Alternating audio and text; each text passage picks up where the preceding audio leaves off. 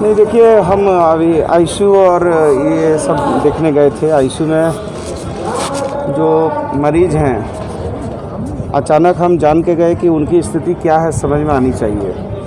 और हम स्वास्थ्य मंत्री होने के नाते हम अपने सहकर्मी की मनोबल को बढ़ाने आए हैं, उनको प्रोत्साहित करने आए हैं, ताकि जो हमारा ये योद्धा है ये मजबूती से काम करे और बिना डरे बिना सहमे काम करे। क्योंकि हम लोगों ने जो शपथ ली है उस शपथ के हिसाब से, चाहे मैं हूँ, चाहे हमारा डॉक्टर है, चाहे मेडिकल के स्टाफ है, सबने शपथ ली है कि सेवा करनी है और बिना डरे बिना झिझके। तो मैं आया हूँ देखने के लिए। कुछ मरीज़ तो ऐसे थे जिनको हटाने की ज़रूरत है, जो ठीक हो चुके हैं, भगवान की कृपा है उन पर, और वो जल्दी अपने घर को चले जाएं, आईसीयू में जगह खाली हो। और कुछ ऐसे हैं जिसको आईसीयू की अभी आवश्यकता कम है और उनको ऊपर शिफ्ट किया जा रहा है। और फिर ऊपर भी हम जो जनरल कोविड वार्ड है उसमें भी गए थे।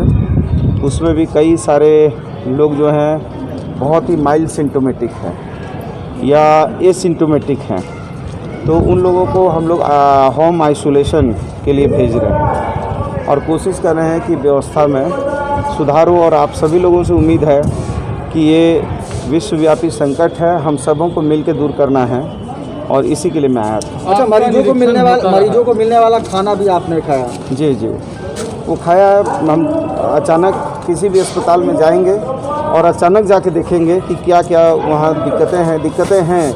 अचानक जो है कोरोना का ये जो संकट है ये अचानक गहरा गया है और इस कारण जो है अनेकों परेशानियाँ हो रही हैं।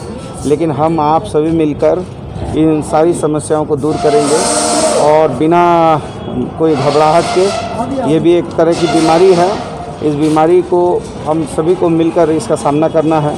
तो मैं समझता हूँ कि मेरे आने से थोड़ा और हमारे जो डॉक्टर हैं, पैरामेडिकल स्टाफ हैं, हमारी बहनें हैं, सारे लोग जो है और ज़्यादा उत्साह से काम करेंगे। अच्छा, एक दर्दनाक घटना हुई आपके सामने, दहलीज पर एक व्यक्ति मर गया, कई घंटे तक नहीं, मेरे सामने कोई नई मौत हुई है, आप गलत कह रहे हैं। मेरे आने के पहले की बात है। देखिए, मौत किसी की भी होती है, दुखद होती है, और मौत पर मैं संवेदना व्यक्त करूंगा। और जो यदि कोई कमी खामी है और यदि उनके परिजन लिख के देंगे तो उस पर जो है विचार करेंगे। मंत्री जी, सवाल है कि आप जो बेड बढ़ा रहे हैं और जो हकीकत देख रहे हैं, लगता है कि कुछ और बेहतर मॉनिटरिंग की जरूरत है, कुछ और व्यवस्था में बदलाव की जरूरत है ताकि जरूरतमंदों को मिले। लोग कह रहे बेड नहीं मिल रहा।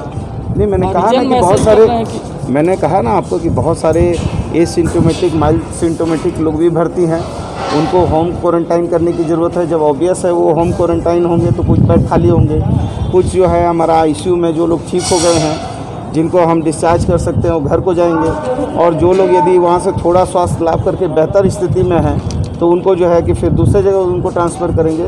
तो इस तरह का अभी डीसी को भी हमने कहा है, डीसी साहब भी आए हुए हैं, एसडीओ साहब भी आए हैं और सिविल सर्जन, सारे लोग लगे हैं व्यवस्था में सुधार। ट्रॉली मैन नहीं है, परिजन स्टेटस मिल रहा है। अभी तो बाल का खाल निकालने से तो अभी कुछ होगा नहीं, अभी तो आपको हमको सहयोग करके आगे बढ़ना होगा ना। सर, बाहर तो मजदूर जो वापस आ रहे हैं, बाबूलाल जी करें मेडिकल इमरजेंसी क्यों नहीं घोषित कर देते? अब बाबूलाल जी क्या बोल रहे हैं, तो बड़े नेता हैं, मैं छोटा नेता हूँ। अब मैं तो यहाँ स्वास्थ्य विभाग तो कोई राजनीति का विभाग है नहीं, ये तो धर्म का विभाग है, मानवता का विभाग है। अब इस पर कोई क्या कह रहा है उतनी अभी फुर्सत नहीं है। अभी ये है कि कैसे भी करके लोग जल्दी ठीक हों, जल्दी लोगों को बेड मिले, स्वास्थ्य लाभ हो, वो प्रायोरिटी है। अभी ये प्रायोरिटी यदि होती तो फिर हम चुनाव छोड़ के क्यों भाग के आ जाते हैं। अच्छा, रेमडेसिविर जो इंजेक्शन है उसकी लगातार कमी नहीं, अभी कल 1500 अभी आ गया है और उसकी कमी नहीं होने देंगे हम लोग। मैंने खुद भी स्वास्थ्य मंत्री आदरणीय हर्षवर्धन जी से निवेदन किया था और अभी 1500 कल ही हम लोगों ने लिया है और उसको और हम लोग मंगा रहे हैं।